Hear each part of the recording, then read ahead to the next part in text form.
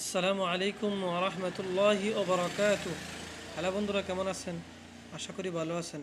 আজকে আমরা এমন একটি ভিডিও শুরু করতে যাচ্ছি যে নফল নামাজ কিভাবে পড়বেন, তাহাজ্জুদের নামাজ পড়ার সঠিক সহজ পন্থা, এবং আসরের পূর্বে 4 রাকাত নামাজ এবং তাহাজ্জুদের নামাজ, এবং আপনার চাশতের নামাজ কিভাবে পড়বেন, ইশরাকের নামাজ কিভাবে পড়বেন, আউবিনের নামাজ কিভাবে পড়বেন, আউবিন পড়ার অতি সহজ নিয়ম, এগুলো নিয়ে আমরা আলোচনা করব। চলুন ভিডিওটি শুরু করা যাক। তো ভিডিও শুরু করার আগে একটা বিষয় আলোচনা করব যে আমাদের ভিডিওতে এরকম ইসলামিক ভিডিও পেতে আমাদের চ্যানেলটা সাবস্ক্রাইব করে পাশে থাকবেন। ধন্যবাদ। এরকম ইসলামিক ভিডিও। নফল নামাজ, নফল ও মুস্তাহাব সমূহের গুরুত্ব। পবিত্র কোরআনের প্রত্যেকটি অংশ জরুরি, এমনকি যে সকল যে সকল আয়াতে কোনো ওয়াজিব অথবা ফরজের উল্লেখ নেই, বরং শুধু মুস্তাহাব বিষয়ের বর্ণনা রয়েছে, তাও অত্যন্ত জরুরি। আজকাল মুস্তাহাবসমূহকে জরুরি মনে করা হয় না, যদিও আমলের ক্ষেত্রে মুস্তাহাব ওয়াজিব ফরজের ন্যায় জরুরি নয়, কিন্তু এর তালিম তরবিয়ত নিঃসন্দেহে জরুরি, এবং তা দুই কারণে। প্রথমত, মানুষ যখন এসব কাজের মুস্তাহাব হওয়া সম্পর্কে অবহিত হবে, তখন তাকে নাজায়েজ মনে করবে না এবং তা ফরজ ওয়াজিবের সমপর্যায়ের বলে মনে করবে না। আকীদা সংশোধনের দৃষ্টিকোণ থেকে এটা অত্যন্ত জরুরি। দ্বিতীয়ত হলো, মুস্তাহাব আমলে এমন অগণিত বরকত ও উপকারিতা রয়েছে বিদ্যমান রয়েছে, যা অবগত না থাকার কারণে লোকজন তার প্রতি আগ্রহী হয় না। যদি এই সকল বরকত ও উপকারিতা সম্পর্কে তারা অবগত হতো, তাহলে সকলেই বলতে বাধ্য হতো যে আফসুস, আমরা এতদিন এ সকল মূল্যবান বিষয় সম্পর্কে অনবহিত ছিলাম। আমাদের ভ্রান্ত ধারণার ফলে আল্লাহ পাকের সঙ্গে আমাদের সম্পর্ক শুধু আইনগতই হয়ে গেছে। এ কারণে আমরা ফরজ ওয়াজিব ব্যতীত কোনো মুস্তাহাব সমূহকে প্রয়োজনীয় অপ্রয়োজন মনে করে থাকি। যদি আল্লাহ পাকের সঙ্গে আমাদের সম্পর্কটা ভালোবাসা আত্মসর্গের হতো, তাহলে আমরা শুধু ফরজ ওয়াজিব আমলকেই যথেষ্ট মনে করতাম না, বরং মুস্তাহাব আমলসমূহের সন্ধানেও ভর্তি হতাম। মুস্তাহাব আমলের বরকত অনেক ক্ষেত্রে গুনাহের কাজে প্রতিবন্ধক হয়, কেননা যদি তাহাজ্জুদ, ইশরাক, চাশত, আউবিন ও এ সমস্ত নামাজ পাবন্দি করেন, তিনি সেই ব্যক্তির তুলনায় গুনাহের কাছ থেকে অধিক বিরত থাকবেন যে শুধু পাঁচজাগানা ফরজ নামাজের পাবন্দ। এ বৈশিষ্ট্য ছাড়া মুস্তাহাবের পাবন্দ ব্যক্তি নেককার দিনদার বলে প্রসিদ্ধ লাভ করেন। যতটুকু পাপকর্ম করতে তিনি লজ্জাবোধ করেন, বিদায় তিনি গুনাহের কাছ থেকে বিরত থাকেন।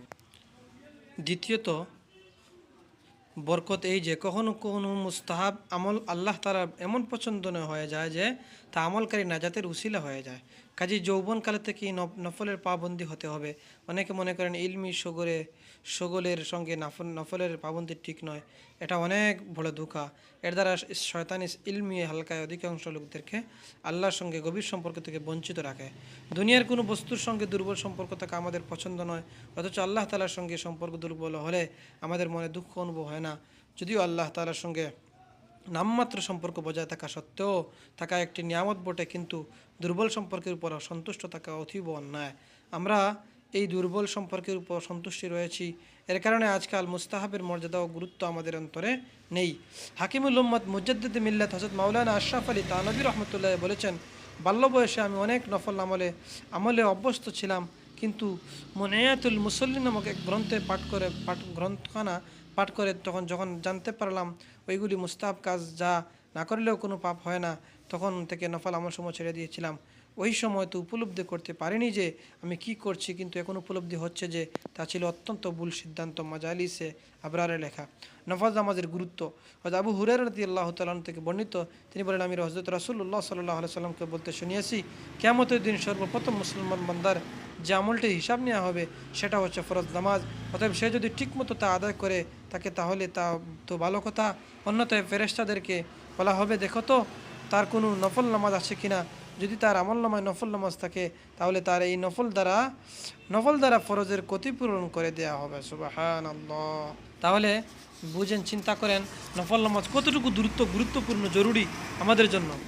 নফল নামাজের আরেকটি বিরাট লাভ এই যে এর দ্বারা আখিরাতে রাসূল করিম সাল্লাল্লাহু আলাইহি সাল্লামের সান্নিধ্য, জান্নাতে উঁচু মর্যাদা লাভ হবে। যেমন হযরত রবিয়া ইবনে কাব রাদিয়াল্লাহু তাআলা থেকে বর্ণিত মুসলিম শরীফ একটি হাদিস বর্ণিত আছে হয়েছে, তিনি বলেন, আমি হযরত রাসূলুল্লাহ সাল্লাল্লাহু আলাইহি সাল্লামের সঙ্গে এক সফরে ছিলাম। একদিন আমি তার রাতের বেলা তার খেদমতে ওযুর পানি, প্রয়োজনীয় জিনিস, মিসওয়াক, জায়নামাজ ইত্যাদি পেশ করলাম। তিনি খুশি হয়ে আমাকে বললেন, তোমার কি কিছু চাওয়ার আছে? আমি আরজ করলাম, আমি জান্নাতে আপনার সাথী হয়ে থাকতে চাই। তিনি বললেন, এটাই না অন্য কিছু? আমি বললাম, আমার আকাঙ্ক্ষা কেবল এটাই। তখন রাসূলুল্লাহ সাল্লাল্লাহু আলাইহি সাল্লাম বললেন, তাহলে বেশি বেশি সেজদা করে, অর্থাৎ অধিক পরিমাণে নফল নামাজ আদায় করে তোমার আকাঙ্ক্ষা পূরণে আমাকে সহায়তা করো। সুবহানাল্লাহ, সেই মুসলিম থেকে না। এখন আমরা শিখবো এই নফল নামাজগুলো কীভাবে আদা করতে হয়, এর ফজিলত কি, কোন নামাজ, কোন কোন নফল নামাজ পড়া জরুরি। এক নম্বরে তাহাজ্জুদের নামাজ। নফল নামাজ সময়ের মধ্যে সবচেয়ে ফজিলতপূর্ণ নামাজ হচ্ছে তাহাজ্জুদ। হযরত আবু উমামা রাদিয়াল্লাহু তাআলা আনহু থেকে বর্ণিত হয়েছে যে হযরত রাসূলুল্লাহ সাল্লাল্লাহু আলাইহি সাল্লাম বলেছেন, তোমরা তাহাজ্জুদ নামাজ পড়ো, কারণ এটা হচ্ছে তোমাদের পূর্ববর্তী নেককার লোকদের রীতি, তোমাদের প্রতিপালকের নৈকট্য লাভের বিরাট মাধ্যম ও গুনাহ মাফের কারণ, আর এটা মানুষকে পাপ থেকে দূরে সরিয়ে রাখে। জামে তিরমিজি। আবু হুরায়রা রাদিয়াল্লাহু তাআলা আনহু থেকে বর্ণিত আছে, হযরত রাসূলুল্লাহ সাল্লাল্লাহু আলাইহি সাল্লাম বলেছেন, আল্লাহর রহমত হোক ওই পুরুষের উপর যে রাতে উঠে তাহাজ্জুদ পড়লো এবং নিজের স্ত্রীকেও জাগ্রত করলো, ফলে সেও তাহাজ্জুদ আদায় করে নিল। স্ত্রী উঠতে না চাইলে সে তার মুখে পানি ছিটিয়ে দিল এবং ঘুম ভাঙিয়ে তাকে তাহাজ্জুদ শরীক করালো। মহান আল্লাহর রহমত হোক ওই স্ত্রীর উপর যে রাতে উঠে তাহাজ্জুদ পড়ল এবং নিজের স্বামীকেও জাগিয়ে দিল, ফলে সেও তাহাজ্জুদ আদায় করে নিল। স্বামী উঠতে না চাইলে তার মুখে পানি ছিটিয়ে দিল এবং ঘুম ভাঙিয়ে তাকে তাহাজ্জুদ শরীক করলো। সুনানে আবু দাউদ। তাহাজ্জুদ নামাজের সহজ পন্থা। ইবনে আবেদিন শামী রহমতুল্লাহ আলাইহি হাদিস উপস্থাপন করেন, মা সাল্লা বা'দা সালাতিল ইশাই ক্বাবলা আন-নাওমি ফাহুয়া মিনাল লাইল। অর্থ, ঈশান নামাজের পর শোয়ার আগে নফল পড়লে তাহাজ্জুদের মধ্যে পরিগণিত হবে। সুতরাং ভিতরের নামাজের পূর্বে 2 রাকাত নফল আদায়কারী আসহাবুল লাইলের অন্তর্ভুক্ত হবেন। এই হাদিসের আলোকে আল্লামা শামী রহমতুল্লাহ উল্লেখ করেন, যে ব্যক্তি ভিতরের আগে 2 রাকাত নফল পড়ল সেজন্য তাহাজ্জুদের সুন্নাত আদায় করে নিল। সুবহানাল্লাহ। যেহেতু প্রিয় নবী সাল্লাল্লাহু আলাইহি সাল্লাম সবসময় ভিতরের নামাজ শেষে আদায় করতেন, সুতরাং এটাই উত্তম। তবে উলামায়ে কেরামের মধ্যে ভিতরের নামাজের পরেও নফল জায়েজ আছে। কেউ শেষ রাতে জেগে তাহাজ্জুদ পড়তে না পারলে ঈশার নামাজের পর এই নামাজ আদায় করে নিতে পারে। এভাবে তাহাজ্জুদের ফজিলত লাভ করা যায়, তবে এতে শেষ রাতের তাহাজ্জুদের সমান সওয়াব পাওয়া যাবে না। আসরের পূর্বে 4 রাকাত, এটা নফল, এটা খুব গুরুত্বপূর্ণ ফজিলত। দেখেন, উম্মুল মুমিন উম্মে হাবিবা রাদিয়াল্লাহু তাআলা আনহা থেকে বর্ণিত, পীর নবী সাল্লাল্লাহু আলাইহি সাল্লাম ইরশাদ করেন, যে ব্যক্তি আসরের নামাজের পূর্বে 4 রাকাত নফল নামাজের পাবন্দি করবে, আল্লাহ তাআলা তার জন্য জান্নাতে একটি ঘর নির্মাণ করবেন। উম্মে সালামা রাদিয়াল্লাহু তাআলা আনহা বর্ণনা করেন, প্রিয় নবী সাল্লাল্লাহু আলাইহি সাল্লাম ইরশাদ করেছেন, যে ব্যক্তি আসরের পূর্বে 4 রাকাত নফল নামাজ পড়বে, আল্লাহ তাআলা তার দেহকে জাহান্নামের জন্য হারাম করে দেবেন। সুবহানাল্লাহ। হযরত আলী রাদিয়াল্লাহু তাআলা থেকে বর্ণিত, রাসূল পাক সাল্লাল্লাহু আলাইহি সাল্লাম ইরশাদ করেন, যে ব্যক্তি আসরের পূর্বে 4 রাকাত নফল নামাজ পড়বে, সে জমিনে চলবে এমন অবস্থায় যেন তার গুনাহগুলোকে ক্ষমা করে দেয়া হয়েছে। সুবহানাল্লাহ। উল্লেখ্য, সময় কম থাকলে বা অন্য কোনো অপারগতা থাকলে উক্ত নামাজ 2 রাকাত পড়া যায়। 3. ইশরাকের নামাজ, এটা একটা নফল নামাজ।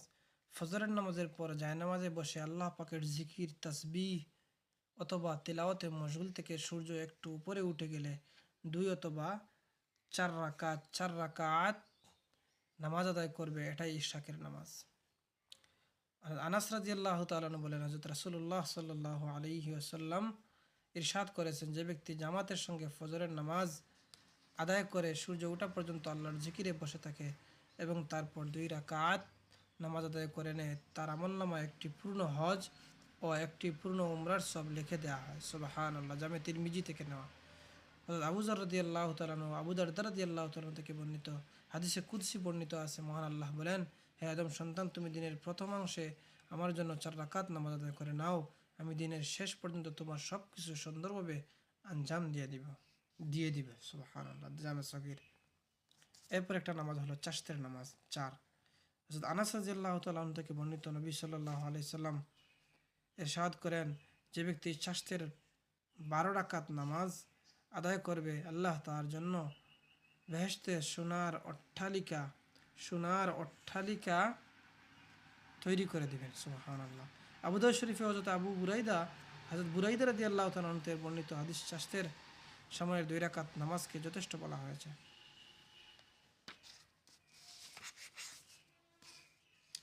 এখন একটা নামাজ হলো আওয়াবিনের নামাজ।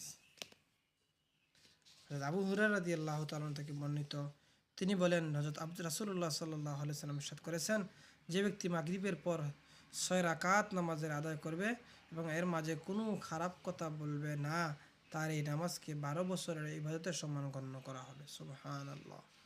হাদিস শরীফে বর্ণিত আছে, যে ব্যক্তি মাগরিবের নামাজের পর 6 রাকাত নফল পড়বে, তার পাশাপাশি সমুদ্রের ফেনা পরিমাণ, তার পাপ রাশি সমুদ্রের ফেনা পরিমাণ হলেও আল্লাহ তাআলা তা মাফ করে দেবেন।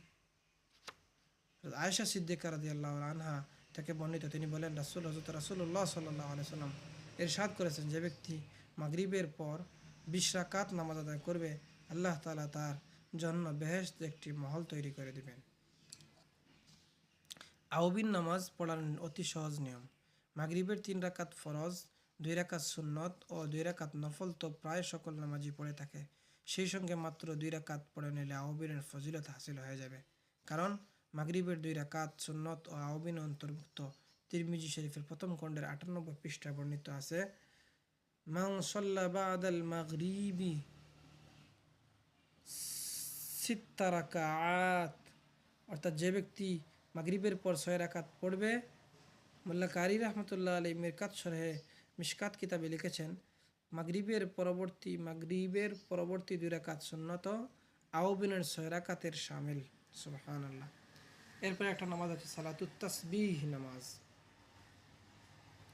আবু দাউদ শরীফ হযরত ইবনে আব্বাস রাদিয়াল্লাহু আনহু থেকে বর্ণিত হয়েছে, রাসূলুল্লাহ নবী সাল্লাল্লাহু আলাইহি সাল্লাম আপন চাচা হযরত আব্বাস রাদিয়াল্লাহু আনহুকে সালাতুত তাসবিহ নামাজ অত্যন্ত গুরুত্বের সঙ্গে শিক্ষা দিয়েছিলেন এবং বলেছিলেন, এই নামাজ আদায় করলে আল্লাহ তাআলা আপনার আগের পরের নতুন পুরাতন ইচ্ছাকৃত অনিচ্ছাকৃত ছোট বড় প্রকাশ্য ও গোপন সকল গুনাহ মাফ করে দিবেন। সুবহানাল্লাহ। এই হাদিসেই এই নামাজ আদায় করার নিয়ম বলা হয়েছে। 4 রাকাত নামাজ এভাবে পড়তে হয় যে সূরা ফাতিহা ও অন্য যে কোনো সূরা পাঠ করার পর রুকুতে যাওয়ার আগেই 15 বার সুবহানাল্লাহি ওয়ালহামদুলিল্লাহি ওয়া লা ইলাহা ইল্লাল্লাহু আল্লাহু আকবার তাসবিহটি পাঠ করবে। রুকু থেকে রুকুর তাসবিহ আদায় করার পর উল্লেখিত তাসবিহ 10 বার, রুকু থেকে উঠে দাঁড়ানো অবস্থা 10 বার, প্রথম সেজদায় গিয়ে সেজদা তাসবিহ আদায় করার পর 10 বার, প্রথম সেজদায় থেকে মাথা উঠানোর পর বসে 10 বার, দ্বিতীয় সেজদায় গিয়ে সেজদা তাসবিহর পর 10 বার, দ্বিতীয় সেজদা থেকে ওঠার পর বসা অবস্থায় 10 বার উল্লেখিত তাসবিহ পাঠ করবে।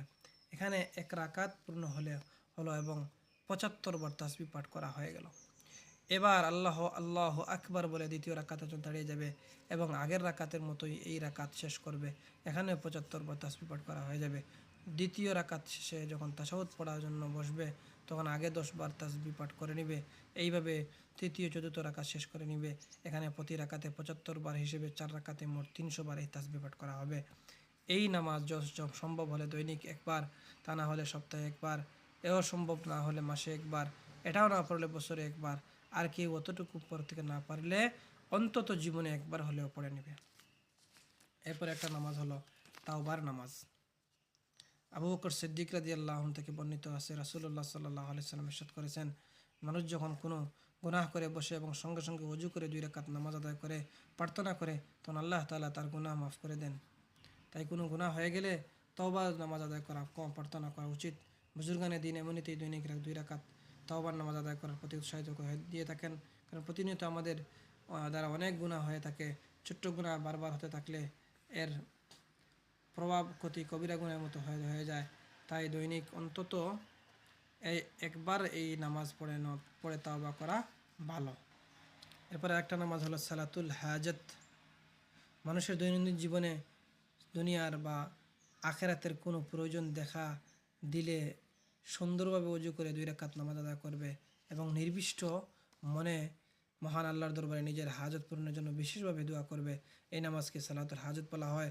এ প্রসঙ্গে হজরত আবদুল্লাহ ইবনে আবি আওফা রাদিয়াল্লাহু তাআলা আনহু থেকে বর্ণিত আছে, হজরত রাসূলুল্লাহ সাল্লাল্লাহু আলাইহি সাল্লাম বলেছেন, কারা যদি আল্লাহ তাআলার দরবারে অথবা কোনো আদম সন্তানের কাছে কোনো প্রয়োজন দেখা দেয়, তখন সে যেন খুব সুন্দরভাবে ওযু করে 2 রাকাত নামাজ আদায় করে নেয়। তারপর সে মহান আল্লাহর প্রশংসা হচ্ছে রাসূলুল্লাহ সাল্লাল্লাহু আলাইহি সাল্লামের প্রতি দুরূদ এবং নিম্নোক্ত দোয়াটি পাঠ করবে।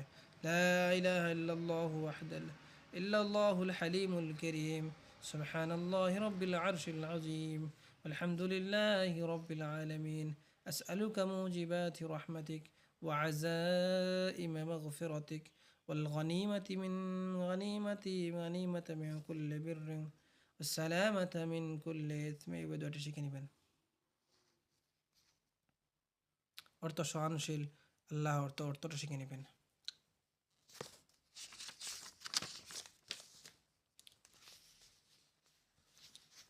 ফায়দা, আবু হুরায়রা রাদিয়াল্লাহু তাআলা বর্ণিত, রাসূল সাল্লাল্লাহু আলাইহি ওয়াসাল্লাম মিরাজ থেকে ফেরার পথে ফজরের নামাজের পর রাসূলুল্লাহ সাল্লাল্লাহু আলাইহি ওয়াসাল্লাম বিলাল রাদিয়াল্লাহু আনহুকে বললেন, হে বিলাল, বলো তো ইসলাম গ্রহণের পর তুমি সবচেয়ে আশাপ্রদ কি আমলটি করেছো, কেননা আমি বেহেশতে আগে আগে তোমার জুতার শব্দ শুনতে পেয়েছি। বিলাল উত্তর বলল, আমি তেমন আশাপ্রদ কোনো আমল করিনি, তবে দিনে অথবা রাতে বেলায় আমি যখন অজু করেছি তখন এই নামাজ অজু দিয়ে আমার ভাগ্যে যতটুকু ছিল কিছু নামাজ আদায় করে নিয়েছি। রাসূলুল্লাহ সাল্লাল্লাহু আলাইহি ওয়াসাল্লাম বললেন, এটাই তোমার এই মর্যাদার কারণ। তাহিয়াতুল মসজিদ, মসজিদে প্রবেশ করার সময়টি যদি নিষিদ্ধ অথবা মাকরুহ না হয় তাহলে এই 2 রাকাত নামাজ আদায় করে নিবে। হাদিস শরীফে বর্ণিত এই নামাজকে তাহিয়াতুল অথবা মসজিদ নামাজ বলা হয়। মসজিদে যেহেতু আল্লাহ তাআলা ইবাদতের স্থান, এই উদ্দেশ্যেই এটা তৈরি করা হয়ে থাকে। তাই সেখানে পৌঁছে এই উদ্দেশ্যের প্রতি সম্মান প্রদর্শন, নিজের দায়িত্বের স্বীকৃতি প্রদানের জন্য নামাজের মাধ্যমে বান্দা আল্লাহর দরবারে সেজদায় লুটিয়ে পড়বে। এটাই হচ্ছে এই নামাজের তাৎপর্য। তাই কেউ যদি মসজিদে এসেই সুন্নত নামাজ শুরু করে দেয় এবং তার মধ্যে তাহিয়াতুল মসজিদ নামাজের নিয়ত করে দেয়, তাহলে এ উদ্দেশ্য সাধিত হবে এবং এই নামাজই তাহিয়াতুল মসজিদের স্থলাভিষিক্ত হয়ে যাবে। আল্লাহ তাআলা আমাদেরকে এই সমস্ত নফল নামাজগুলো আদায় করার সুযোগ করে আমল করার সুযোগ করে দিন। ধন্যবাদ। আর আজকে আমরা শিখলাম এই যে মুসলমানের নফল নামাজগুলা কীভাবে আদায় করতে হয়, এই নামাজগুলো শিখলাম। বিষয়টি গুরুত্বপূর্ণ জরুরি মনে করলে অন্যকে শেয়ার করে ভিডিওটা দেখার সুযোগ করে দিবেন। আর এরকম ইসলামিক ভিডিও পেতে আমাদের চ্যানেলে সাবস্ক্রাইব করে পাশেই থাকুন। ধন্যবাদ। দেখা হবে অন্য কোনো ভিডিওতে। এই পর্যন্ত ভালো থাকুন, সুস্থ থাকুন। আসসালামু আলাইকুম ওয়া রাহমাতুল্লাহি ওয়া বারাকাতুহু।